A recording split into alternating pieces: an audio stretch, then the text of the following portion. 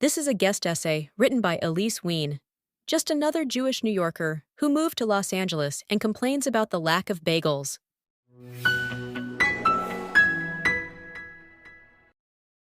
Have you ever heard of the Mississippian Shatter Zone? Neither had I until I assisted a professor who specializes in Native American history. The Mississippian Shatter Zone of the 1500s and 1600s is the breakdown of an earlier Native American political order. Part of it was due to the arrival of the Spanish, some due to long-standing conflicts, some due to new conflicts. In its place, new alliances and new tribes emerged. The Cherokee and Choctaw and Creek emerged as distinct polities. An intra-native slave trade ran rampant. Most people would not consider whether the Cherokee had an origin. Most people, upon hearing the word native or indigenous, unconsciously sort these groups into a category without history. They are a static people, living on the same land from time immemorial.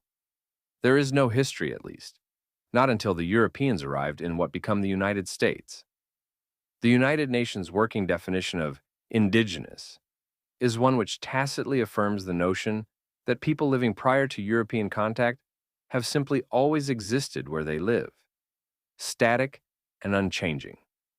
From the definition that the UN cites, quote, indigenous communities, peoples, and nations are those which, having a historical continuity with pre-invasion and pre-colonial societies that developed on their territories, consider themselves distinct from other sectors of the societies now prevailing on those territories.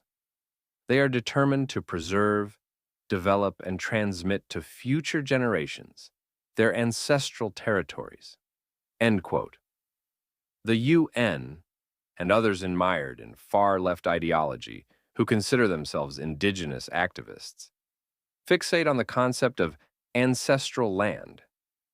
Ancestral conjures to mind a murky but noble past, one stretching back perhaps centuries, perhaps longer. Time has no meaning with the term ancestral. It is sentimental and provokes a strong emotional response, but removes the population in question from anything concrete, from a history of their own.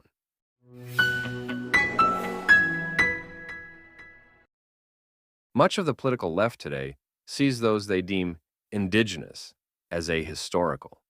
Conversely, these leftists see those they deem as colonizers to be superhistorical, held above and outside of other world events. Both the perceived colonizer and the perceived indigenous people are seen as outside of history, as exceptional to their time and place. Nowhere is this more evident than in the popular liberal and leftist narrative around Israel and Palestine. You cannot go on Twitter without seeing a reference to the entirety of Israel being on stolen land, or on TikTok, and not hear reference to Palestinians as indigenous.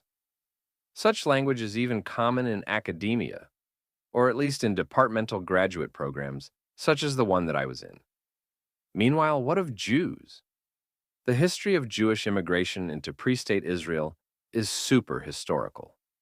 That is, taken out of its historical context and scrutinized under a microscope, to a degree never given to any of the other political movements of their historical contemporaries. Who, then, are the indigenous people to Palestine and Israel? Were the Arabs and Muslims who are now living in Gaza, the West Bank, and other countries around the world, or the 20% Arab population in Israel, part of the indigenous people, and the Jews, the colonialists?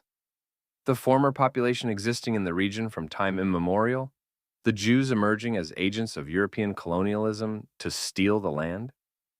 Most people would be surprised to learn that the majority of Muslim, Arab, and Jewish immigration into what is now the State of Israel happened at around the same period in time, often for the same reasons. The Ottoman Empire's mid-19th century Tanzimat reforms, the empire's modernization and reorganization efforts, settled tribal violence, and opened up land for purchase in Ottoman-controlled Palestine that had never been available before, including to Jewish refugees, other Jews of the Ottoman Empire, and to surrounding Arabs who bought and sold land. Furthermore, the Russian Empire's pan-Slavist policies caused Muslims and Jews alike to flee from Russia to the Ottoman Empire, and the Ottoman Empire's pan-Islamist policies diverted many such refugees strategically to the region to maintain a Muslim majority and Islamic ideology. Other Arabs migrated to what is now the State of Israel due to other movements within the Ottoman Empire, such as Mehmet Ali's Egyptian occupation of Syria or immigration waves of Algerian rebels. Altogether, the overwhelming majority of the population in Israel and Palestine migrated there during the end of the 19th century and beginning of the 20th century. So are the Palestinians, as the left would claim, native or indigenous to the land, farmers going back eons on ancestral lands? Well, I do not dispute that. Today, there are a people who go by the term Palestinian, just as there are people who go by the term Israeli or Iraqi or Pakistani. There are real identities based on real politics or nations, but I would not use the term indigenous. These are all modern terms for modern nations, created at close points in time to one another. The modernity of these nationalities does not make them any less real. What is less real, as famed theorist Benedict Anderson would say, is the imagined past behind it. Political historian Karl Deutsch once joked that a nation is, quote, a group of people united by a mistaken view about the past and a hatred of their neighbors. End quote. In the 19th century, when theories of nationality and ethnicity abounded, French historian Ernest Renan, a complicated figure, noted that a nation is bound together more by what they have forgotten than what they remember. Later, Anderson more closely inspects how we imagine ourselves as a nation, looking at the paradox that the concept of a nation is a modern phenomenon upheld through modern bureaucracy and technology, but nationalists and members of nations believe themselves to be reconstituting something of time immemorial, a political truth that stems from antiquity, the resuscitation of ancestral community. So, let us return to the topic of Arab Palestinians and the left's imagination of them. Simple farmers from time immemorial, working their ancestral lands before the disruption of quote-unquote European invasion or colonialism, and most notably, Jewish settlement, which they consider a form of European colonialism, or a project to advance European interests, so ergo, a colonial project. Instead of relying on that politicized and imagined notion of indigeneity, let us examine the history of the demographics of Ottoman-era Palestine a bit more closely. During the 19th century, the land that the West commonly referred to as Palestine was part of a region largely ruled from the Vilayet, or province of Damascus in Syria. What was later woven into the British Mandate in Palestine was composed of 3 sanjaks, or administrative districts: Jerusalem to the south, Nablus in the center, and Acre to the north. The Arab and Muslim people, not always one and the same, who lived in these districts had a history, just as all people do. A number of historians and researchers, such as David Grossman and Seth Frantzman, have helped piece together the history of migration into Palestine. For example, Frantzman's PhD thesis was on this very topic, entitled Ottoman Arab Demography in Palestine, from 1871 to 1948. He undertook a massive analysis of the Ottoman census, or Deftars, various surveys, such as those by the Palestine Exploration Fund, land registries, local newspapers, journals, and more, inputting this data into geographic information system software to reconstruct historical maps of Arab and Muslim migration and settlement into Palestine. What we see from this research is that prior to the 1850s, there was very little permanent settlement in these 3 administrative districts of the province of Syria. In fact, as Frantzman cited from the comprehensive study by Wolf Dieter Hutroth and Kamal Abdul Fattah, the first Ottoman census of 1596, not only shows that the region was sparsely populated, but by the beginning of the 19th century, Ottoman-era Palestine had an even smaller population than it did at the time of the first census in 1596. Some estimates place the total population, including Christians, Muslims, and Jews, at about 200,000. By contrast, according to historian Howard Sachar, before the First Crusade in the 1100s, there were 300,000 Jews in Jerusalem alone, and they were still a minority. Thus, most historians and visitors of the time period would concur that Ottoman-era Palestine was sparsely populated.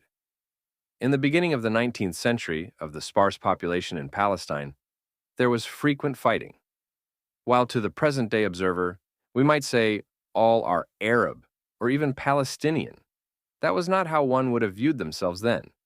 Instead, there was fighting between the Kays, those who believed they descended from the northern part of the Arabian Peninsula, and the Yamans, those who believed they descended from the southern part of the Arabian Peninsula.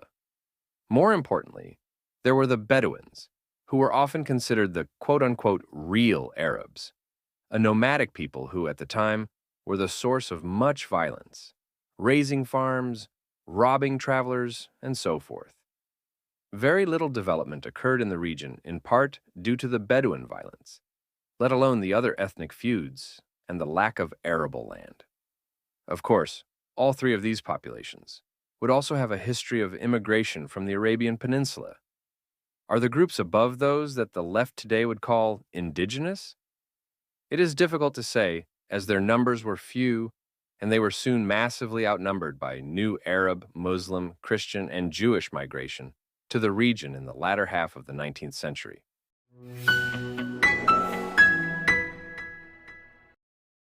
In the 1830s, the Egyptian leader Mehmet Ali conquered Syria, and thus the three administrative districts known colloquially as Palestine.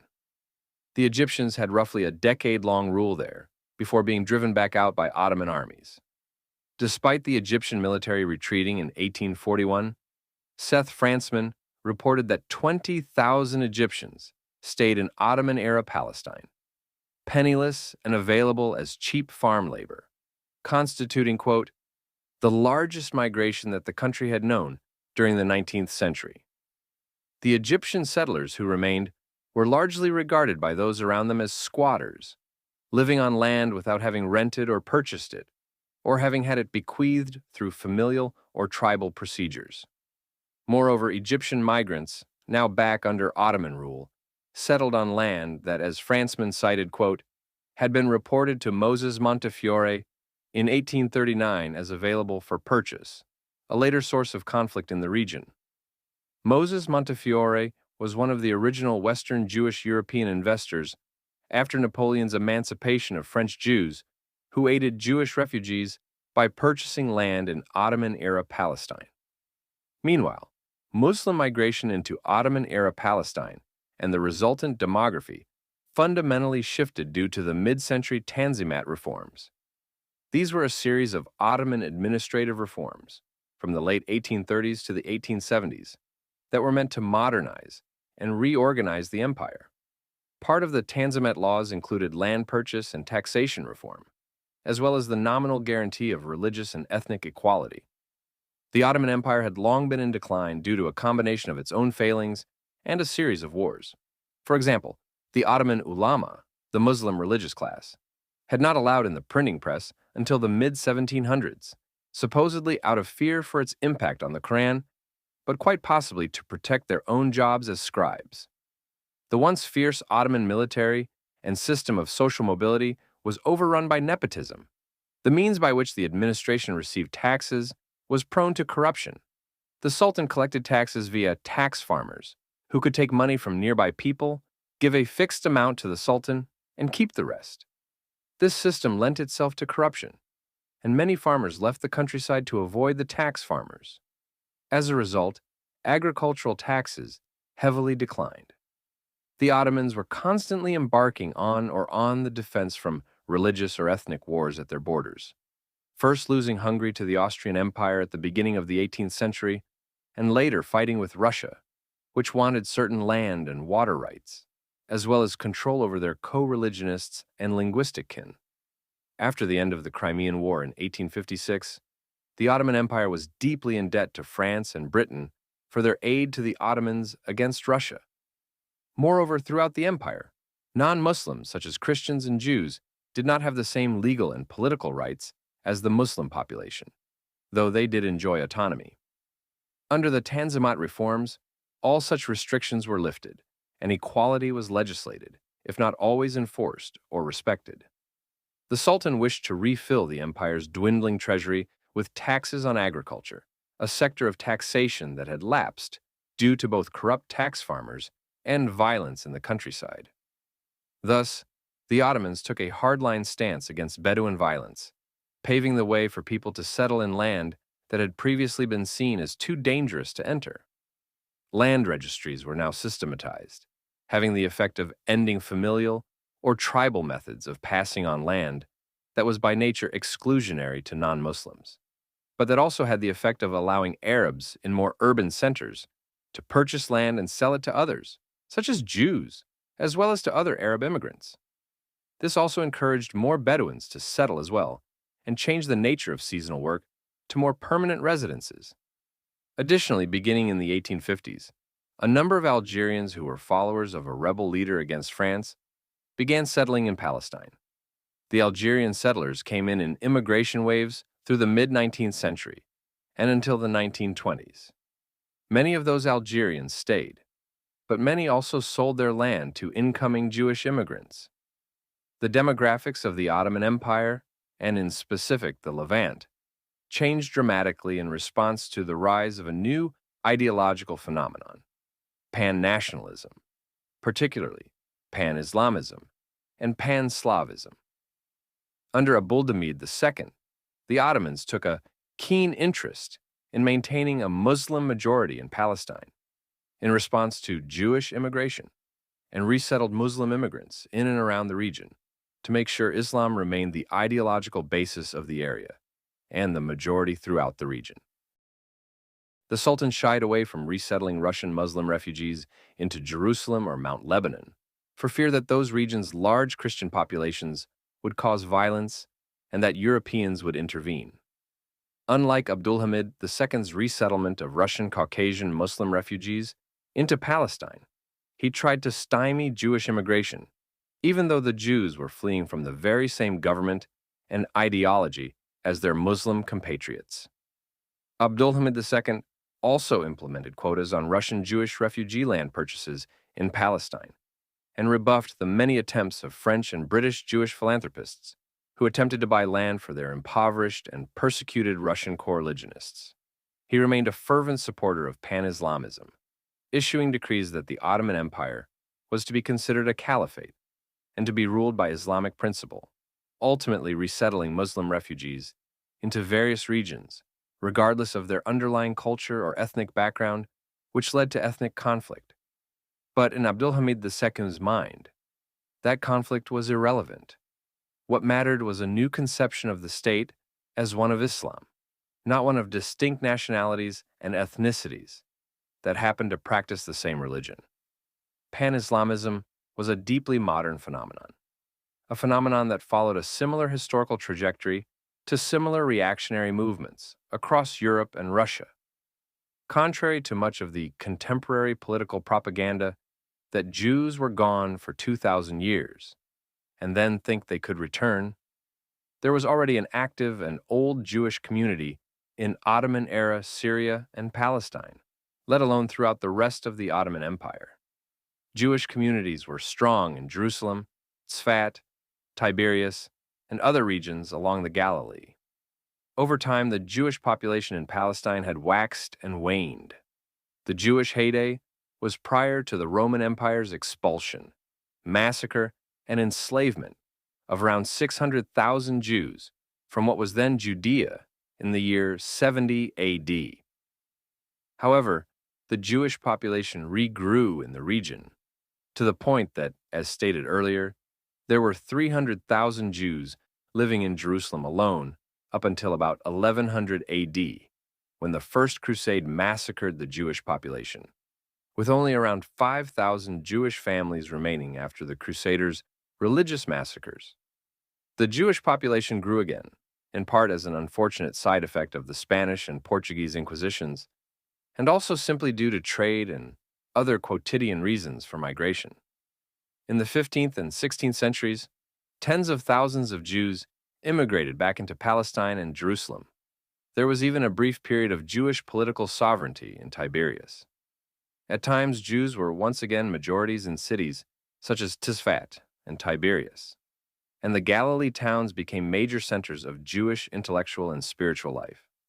By the start of the 1800s, Jews were still a minority, but they had hardly been absent for 2,000 years, as goes the popular misconception, nor without a geopolitical history of their own. Jews were a minority, yes, but not by choice. Meanwhile, in the late 19th century, the Jewish population of Russia was subject to severe violent persecution and poverty. Since Catherine the Great took Jews en masse into Russia in the 18th century after the partition of Poland, Jews had been forced to live in the Pale of Settlement, a section of southern Russia and Ukraine, where they lived in poverty. Worse, however, was the periodic state violence and kidnappings. Jewish children as young as 12 years old could be conscripted into the Tsarist army as child soldiers and forced to serve 25-year periods, with any offspring of theirs considered to be military property. Under Tsar Alexander III and later Nicholas I, Jews were forced out of the countryside and into city slums, to the point that at the end of the century, 40% of the remaining Jews in the Russian Pale of Settlement relied on foreign charity. Even worse, the existing populations were subject to pogroms, periodic episodes of violent ethnic cleansing, with whole Jewish villages subject to extermination. Historian Howard Sachar quoted the Tsar's advisor Konstantin Pobedonost as saying about the Jews, quote, "1/3 will die out, 1/3 will leave the country, and 1/3 will be completely dissolved in the surrounding population." Thus, during the period of nationalism, which not only included imperial pan-nationalism but also ethnic and religious liberationist nationalism, Jews were similarly so inspired. The Jewish political thought around this topic developed a sense of urgency in light of the severe violence that they were facing at the hands of the Russians, and the creeping rise of Western European scientific racism and pan-Germanism, the culmination of which we saw so unfortunately come to fruition less than a century later under the Nazi regime. So too under the Ottoman Empire, despite their sizable numbers and relative autonomy compared to Europe, Jews did not receive the same equal treatment under the law as their Muslim neighbors until nominally under the Tanzimat reforms. Not to mention, Jews had also been subject to random bouts of violence. One of many examples of violence against Jews in the Middle East prior to the State of Israel is the Damascus Affair of 1840. During the Egyptian occupation of Syria, a number of Jews in Damascus were accused of classic blood libel, supposedly killing a Christian monk and his Muslim servant to use their blood to make matzo. Many Jews were tortured until they confessed to their crimes. This led to massive waves of violence and vandalism against Jews and synagogues in the region, until prominent Jewish voices in Britain and France put political pressure on their consuls to intervene.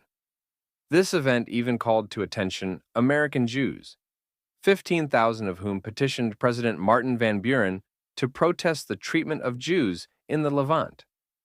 Against this background and under the new land laws of the mid-19th century Tanzimat reforms, as well as the legislation of religious equality and opening up of Palestine to non-Muslim foreign land purchases, Jewish philanthropists, refugees, and intellectuals worldwide began to purchase land in Ottoman-era Palestine, believing that Jews needed better protection than that afforded to them at the whims of empires. Some land was purchased by famous Western European Jews such as Moses Montefiore and Baron Edmund James de Rothschild, who helped resettle Russian Jewish refugees. Other land was purchased by wealthy Baghdadi Jews and other Ottoman Jews. Still others bought land with their own funds and sought to begin learning trades that they had been banned from practicing throughout most of European and much of Russian history. Jews, who had been traditionally banned from numerous professions, including agriculture, believed deeply in the need to learn how to be self-sufficient, leading to one of the first and still existent forms of Zionism. Labor Zionism, heavily related to socialist Zionism. As Jewish immigrants settled in Ottoman-era Palestine, purchasing land from Arab and Ottoman landlords at often exorbitant prices on account of their religion, Jewish settlements were able to create agricultural projects on land that many had previously seen as non-arable or too dangerous due to swamplands, malaria, and past Bedouin violence. Jews were not the only to undertake these difficult agricultural projects, but their success also attracted neighboring Arab immigrants, many of whom Jewish landholding agriculturalists employed on their farms. Economist Fred M. Gottheil analyzed the data behind this phenomenon, looking specifically at Arab immigration to what became the British Mandate of Palestine after the fall of the Ottoman Empire. He showed that the growth in the Arab population in British Mandatory Palestine would not be possible simply with natural birth rate population growth. Instead, he demonstrated that, quote, Arab immigration accounted for 38.7% of the total increase in Arab settled population in pre-state Israel, end quote. And, in comparison with Jewish immigration at the period, Arab immigration constituted 36.8% of the total immigration. Gottheil also showed that 75% of the workforce in pre-state Israel was within Jewish-owned businesses, amongst which 60% were Arab workers, many recent immigrants for the sake of employment in these businesses and farms. Thus, not only did Jews and other Muslim and Arab individuals immigrate to Ottoman-era and then British-era Palestine at the same time periods, but Jewish enterprises and the employment opportunities they offered were often a motivating factor for more and greater Arab immigration.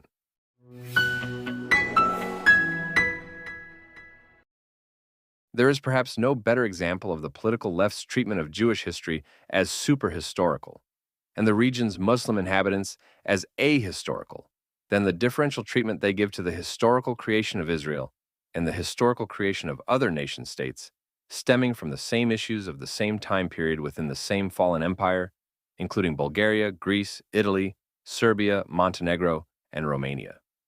When Greece was given Thessaly in 1881, for example, they expelled its minority Muslim population at the start of its quest for an Orthodox Greek ethno-state, even after it had gained independence of the Ottoman Empire. As late as the 1930s, Greece was still deporting thousands of Muslims from its shores in an effort to maintain their envisioned ethnic and religious state. Meanwhile, Greek Orthodox, who lived elsewhere, were persecuted by Muslims in the Ottoman Empire and turned instead to migrate to Greece. Nearly 500,000 Muslims in total were expelled from Greece, and around 1.5 million Orthodox Greeks from the Ottoman Empire entered the nation-state of Greece. Similar histories abound for other former regions of the Ottoman Empire. Romania, too, became independent by, as historian Kamal Karpat wrote, quote, seizing territories inhabited by Muslims, as did many neighboring countries.